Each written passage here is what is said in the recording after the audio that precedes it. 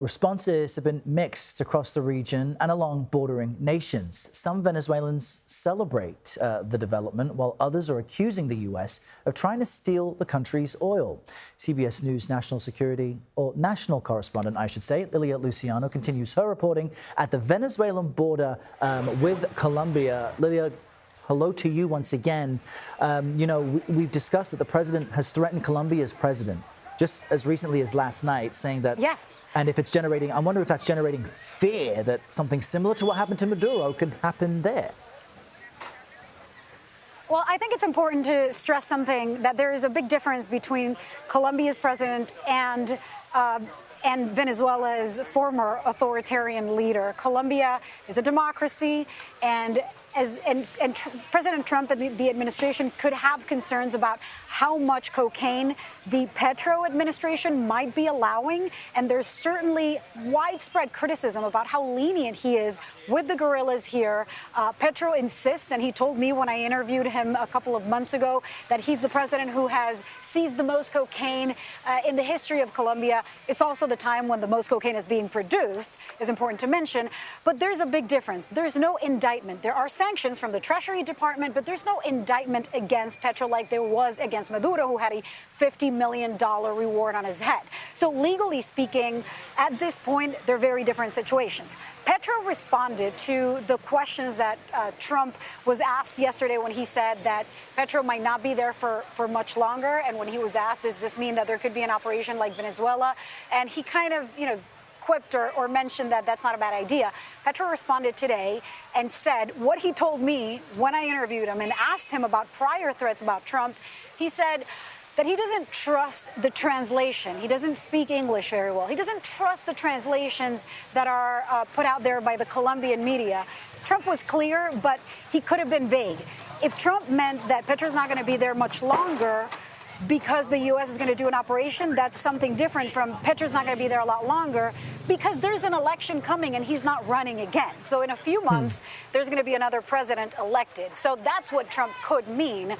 Still, Petro, in his response, said and reminded people in his response that in the past he was a guerrilla member. He was a member of the M19, a socialist guerrilla, and that he put down his arms, but that he would be willing to pick them back up. And he said that he's commanded that his army stay loyal to him. So clearly there is a concern there. Wow. All right. So that's some insight into what's happening in Colombia. But let's get back to Venezuela, because Nobel Peace Prize winner Maria Corina Machado, who had to sneak out of the country to receive her award, just released a statement responding to all of this. What's her point of view? Look, Errol, I have been waiting anxiously from midnight Saturday or, 2 a.m. Saturday when these strikes happened. I've been reaching out to her team, expecting to hear from her. The first time we heard any statement was one where she said that she was thankful to Macron for supporting the opposition and saying that the political prisoners on the other side of this border in Venezuela need to be released. Maria Corina is obviously the figure that the entire opposition, that most of the Venezuelans in exile, all the ones that I've been hearing from who are against the regime, consider the legitimate leader. She didn't win the election that we covered as the only network on the ground there for U.S. broadcast networks. She didn't win that election because she couldn't run, because she was illegally banned from running. But the candidate she endorsed, Edmundo González Urrutia, won that election by nearly 70% of the vote. So when we talk about democracy, people against the regime say, hey, democracy means Edmundo needs to be up there. Marco Rubio was asked about this by Margaret Brennan on Face the Nation, and his response is, look, we need to be real here. And I think from Maria Corina's statement now, what I'm reading is thankful to President Trump and the administration for taking Maduro, for imprisoning Maduro, for getting rid of the head of the regime. Second, she's saying, look, be patient. I mean, the end of her statement is, we will have the opportunity, or the opposition will ultimately lead Venezuela. But what I'm thinking is that there's not as much of a fracture there as many people have speculated, but perhaps a patience, a listening to what Rubio is saying. Be patient. If they take out all of the leaders of the regime, we're talking about a calamity. We're talking about a war that doesn't end. We're talking about a potential civil war in there. But if they go smooth and slow and they negotiate, then there perhaps could be another election.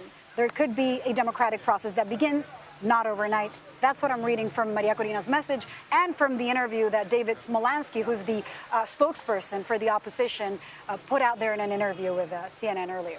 Yes, and Lilia, we showed the statement from Maria Corina Machado just a few moments ago as you were speaking, where she thanked President Donald Trump and his administration for what she says is their fairness and determination in holding up the law. And to your point, she does say the freedom of Venezuela is near. So thanking President Trump, leaving the door open, and we'll all stick to your reporting closely to see what happens next. Lilia Luciano there in Colombia next to the Venezuelan border. Lilia, thank you.